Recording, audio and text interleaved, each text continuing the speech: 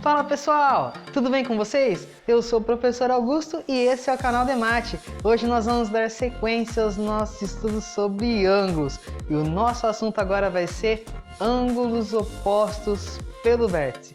Se você ainda não é inscrito nesse canal, não deixe de fazer isso agora mesmo e ajudar esse projeto a crescer e a continuar produzindo aulas cada vez melhores. Eu conto com você, hein? Bora lá!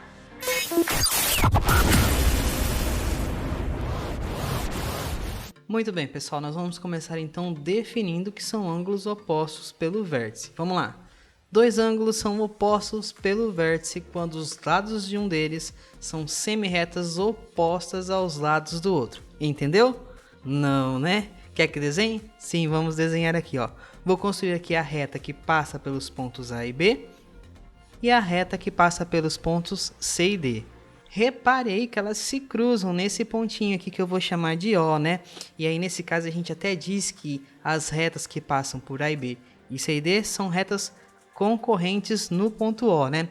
Se você não tem ideia do que são retas concorrentes, paralelas, coincidentes, eu vou deixar na descrição desse vídeo aqui um link para você clicar. Tem até uma paródia super bacana lá que vai te ajudar muito, beleza? Então continuando aqui, eu vou reposicionar o meu desenho e indicar para vocês quais são os ângulos que a gente conseguiu formar por aqui nesse cruzamento dessas duas retas, beleza? Então olha só, primeiramente nós temos aqui o ângulo AOD, certo? Esse é um ângulo que tem vértice O e lados OA e OD. E aí do outro lado nós temos esse ângulo amarelinho, né? Esse é o ângulo COB, ele tem vértice O e lados OB e OC, coisa linda? Olha só, nós vamos relacionar o lado OA do ângulo verde com o lado OB do ângulo amarelo, beleza? Presta bem atenção aqui. Observe aqui, olha só, o lado OA. Tá partindo do O, passando pelo A, subindo, né? O OB tá partindo do O também, passando pelo B e tá descendo, né? Reparei que eles estão na mesma reta, mas têm sentidos opostos, né? E aí a gente diz que esses lados são lados opostos, beleza? Então, o lado OA do ângulo verde é oposto ao lado OB do ângulo amarelo. Agora, do mesmo jeito, a gente pode relacionar o OD com o OC, né? No caso, nós temos o OD assim e o OC assim. Também estão sob a mesma reta e está cada um para um lado. Então, a gente diz que OD e OC são lados opostos. E aí, como esses dois ângulos têm o mesmo vértice, nós dizemos então que o ângulo verde e o ângulo amarelo são opostos pelo vértice. E a gente consegue abreviar assim, ó, OPV, beleza? Então, sempre que falar de ângulos OPV, quer dizer ângulos opostos pelo vértice. Então beleza, quando a gente tem duas retas se cruzando, ela forma dois ângulos opostos pelo vértice, né? Não, na verdade a gente tem outros dois ângulos aqui que também são opostos pelo vértice, né? Olha aqui, nós temos o ângulo BOD, bode, né? E nós temos o ângulo AOC. Esses dois ângulos também são opostos pelo vértice, pelos mesmos motivos que a gente já indicou dos ângulos verde e amarelo. Tá bom, agora já sei quando dois ângulos são opostos pelo vértice. Mas e daí? O que adianta saber isso? Para que serve? Então, acontece que ângulos opostos pelo vértice possuem uma propriedade muito bacana que vai te salvar em um monte de exercício. Qual que é? Essa daqui, ó. Dois ângulos opostos pelo vértice são sempre congruentes. Então, se liga nesse exemplo aqui, ó. Nós temos o ângulo AOD e o ângulo COB, certo? Nós dizemos então que AOD e COB são congruentes. Mas o que significa mesmo? Significa que eles possuem a mesma medida, certo? Já a gente vai fazer um exemplinho para ilustrar essa situação. Da mesma maneira, o ângulo BOD é congruente ao ângulo AOC, né? Isso quer dizer que eles possuem a mesma medida. Vamos para um exemplo aqui, para você entender direitinho. Olha só, aqui nós temos duas retas se cruzando, formando dois pares de ângulos opostos pelo vértice. Vamos lá, nós sabemos então que o ângulo AOD e o COB são congruentes, né? Então, a partir dessa congruência, o que a gente pode determinar? Que a medida deles dois é a mesma, né? Então, quanto é que tem que valer esse quadradinho aí? Tem que valer 100 graus, né? Coisa linda. Agora, da outra congruência aqui, esses dois ângulos BOD e AOC são opostos pelo vértice, certo? Beleza, então o que acontece? Eles têm a mesma medida, ou seja, uma bolinha mais uma bolinha, duas bolinhas, né? Tem que dar 80 graus, certo? Mas e aí? Quanto é que vale cada bolinha? Bom, se duas juntas valem 80, cada uma delas vai valer 40, né? Coisa linda, esse foi fácil demais. Agora nós vamos para o nosso segundo exemplo, aumentar um pouquinho o nível de dificuldade aqui, certo? Olha só, nós temos duas retas se cruzando aqui, formando ângulos opostos pelo vértice, certo?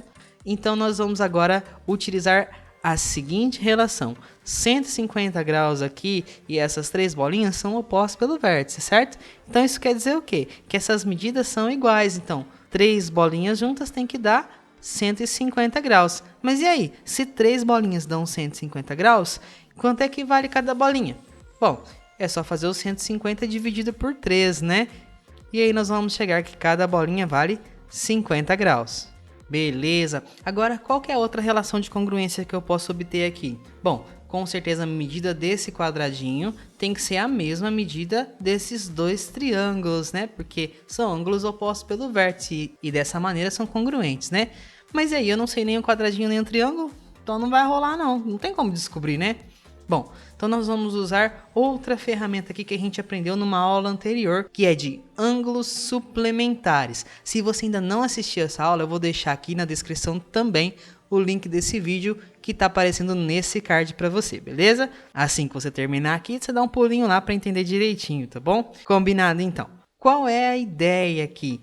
Olha só, se você prestar bem atenção, quando nós juntamos esses dois ângulos aqui, o 150 com o quadradinho, nós obtemos um ângulo de 180 graus, né?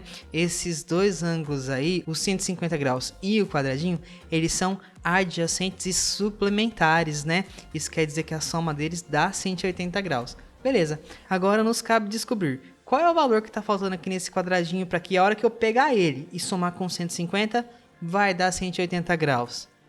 É o 30, né? Então o nosso quadradinho aqui vale 30 graus, coisa linda. O que isso ajudou? Bom, agora eu posso substituir lá naquela expressãozinha que eu tinha dos triângulos e do quadrado, né?